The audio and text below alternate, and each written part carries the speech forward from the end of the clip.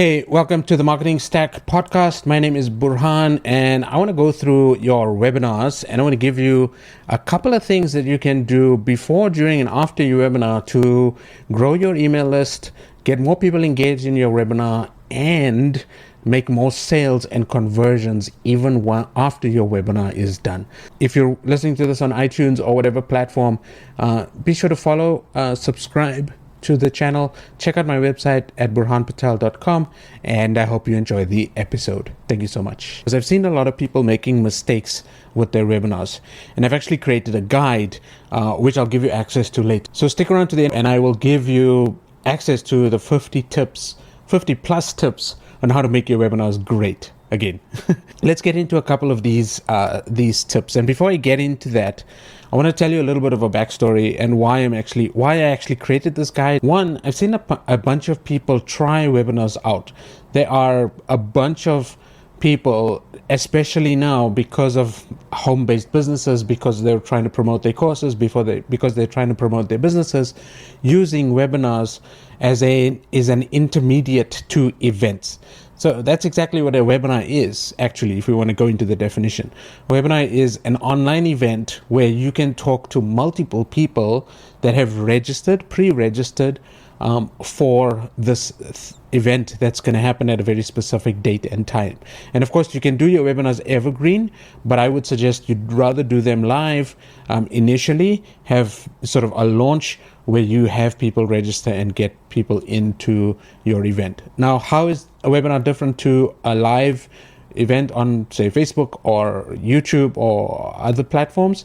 Well, a webinar is actually a registered event. So you're going to give your email address, you're going to give some information about yourself, probably your name and email. Sometimes people ask for the phone number, but you're going to register for this actual event. You're going to register to show an interest so that you go onto their email list so that they can, one, remind you of the thing that they're doing, and two, most likely there's going to be some sort of a paid thing. There's going to be some sort of a payment or an opportunity inside of that webinar at the end of the webinar to go further with the person who's hosting the webinar, because they have a product, because they have a service, because they have something that they want to sell to you that's going to help you solve a problem that's in your life, in your business, in your marriage, in your relationships, in your whatever is going on in your life. And so that speaks to one of the tips that I have in the document, in the PDF guide,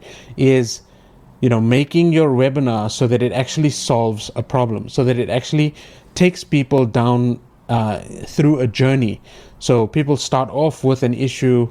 You want to help them solve that issue on your webinar, and at the end of the webinar, you want to give them the solution, all the while telling stories, giving compelling information, teaching a little bit, or teaching what needs to be done without actually giving away the hows. And that's another tip in the document or in the PDF guide. Again, I'll link that in the description. I've covered a couple of tips there already. One is story, getting them to transform, getting people to actually solve their problem. So when it comes to building a webinar or putting a webinar together, there are essentially three phases. Okay, so essentially there are three phases to your webinar or to your event. One is before your webinar, two is during your webinar, and three is after your webinar. And so there's a couple of things, actually there's a lot of things you need to figure out before your webinar, and I'm only going to go through a couple of these for each of these phases. So before your webinar, obviously you want to make sure that your topic is correct. You want to make sure that you've got the right topic for your people, and the topic is going to validate what you're trying to say, and it's going to be, hopefully you make it interesting, you make it compelling so that people can actually associate themselves with your webinar. Then what you want to do is make sure that you're using the right platform.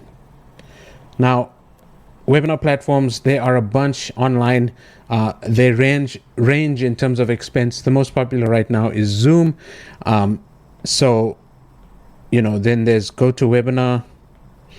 Then there's EasyWebinar.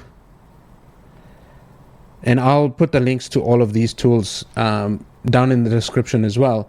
But basically what we want to do is make sure that your platform is the right platform, that it supports you and that it supports your audience. The next thing I want to say is before your webinar. So obviously, like I said, people are going to register for your webinar and they are going to come over and attend your webinar live. But there's a step just before that, which is the thank you page. So after people register, they're going to land on a page that says, thank you for registering. Here's the date and time for the webinar. And one thing that I really stress that you need to have on that page is an add to calendar button. And I don't think I spelled that right. It's ENDAR. But what we want to do is add to calendar so that, people tend to forget. People tend to forget that they have scheduled something. A lot of people, especially from Facebook, Instagram, and some of these other tools, are just kind of in the flow of whatever they're doing online. And so they forget that they have registered for this event. They forget. They think that they're registering for this event, and so it's no issue. When the time comes, they'll attend. And sort of 70-80% of people is what I've seen actually don't attend webinars live. And so what you want to do is add a button for the add to calendar onto the thank you page. So that gives them an opportunity to add the event, to book that time out in their calendar. Some webinar software, when they send the email confirming the registration, it gives them in Gmail the ability natively to add to calendar, because Gmail recognizes that this is an event, and because of the synchronization and the interaction with Google Calendars, it will add that to your event. Now, lots of people don't use Gmail, lots of people don't use Google Calendar, and so you want to give them also the iCal and the Yahoo links so that they can actually add your event to their calendar. Now, during the event, we obviously want to follow a process. And what I've said to you is we want to take people through this journey. So there's a starting point, and we want them to transform to the end, right? So when they are transforming during the webinar, they can see that you are credible. They can see that you are the real deal. You give people testimonials, you give them the ability to see that what you're trying to show them, what you're trying to teach them, the problem you're trying to solve is something that you've also solved for yourself, or you've helped other people solve through your business or through your service or through your product. And so that's, I think, one of the major things inside of a webinar, where you definitely want to make sure that people who are watching you attend and are transformed during your webinar. Now, you can't solve all their problems in sort of a 60 to 90 minute webinar, but you can definitely give them a few tidbits to figure it out, or at least to entice them into solving that problem. And another thing that you could do, and I'm going to write this down on the screen, is give them poll, right? So poll questions give people a point of interaction with you. And so what happens is, when you're asking a poll question, because of the software that you're using, most software have got poll questions that you can add in. And so those answers, or that interaction that people have with you, gives you feedback, and you can survey your audience based on the things that you want to know from them. So the typical thing is, in the beginning of a webinar, and this may not be a poll, but a lot of people ask, well, where are you tuning in from? And so, you get the audience excited, you get the audience to see that, hey, there's people from potentially around the country or around the world joining you on your webinar.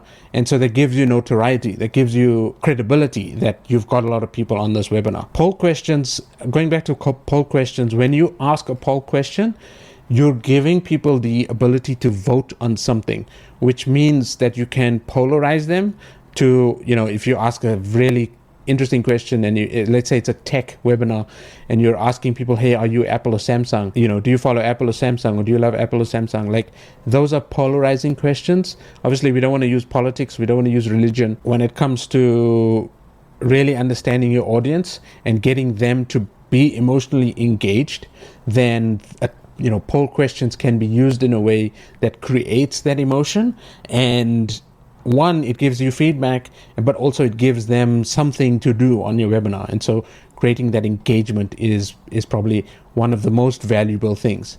And again, what we want to do is create the engagement so that people can stay longer, right? The goal of the webinar is to get them to stay longer so that they can actually see your offer. And I'm going to put here under offer is you want to have an offer stack. Now, an offer stack is something when you're selling something on your webinar, you're promoting something on your webinar, you don't want to only just give them one thing. Because if people are spending 60 minutes with you, obviously they're learning something on the webinar with you. But at the end, you want to give them so much value so that they can, you want to give them so much at the end that it's kind of a no-brainer for the thing that you're selling. And so if you're selling a $500 course, maybe you want to try to show $5,000 at least of value, and you increase that value by adding more things into the webinar, adding into the offer. So that's something that you definitely want to do during your webinar, because as you're going through your promo, as you're showing them what you have to offer, you get to tell them about what you have. And so you want to create that value, give them as much as you can, give them your best during that webinar, because they've spent the time with you. And so in order to generate more sales, to help more people, you want to increase that value so that they can see your ability to give. After your webinar, what you want to do is make sure that you have follow-up sequences. Now, again, most software is going to give you the ability to follow up with people, to actually send them messages afterwards, to remind them that there's a replay, to ask them to join your offer if they've seen your offer. And when it comes to follow-up sequences, a lot of software have the ability to tag people based on behavior or send them emails based on their behavior. And so let's say if somebody missed your webinar, what you want to do is not tell them about the offer right away.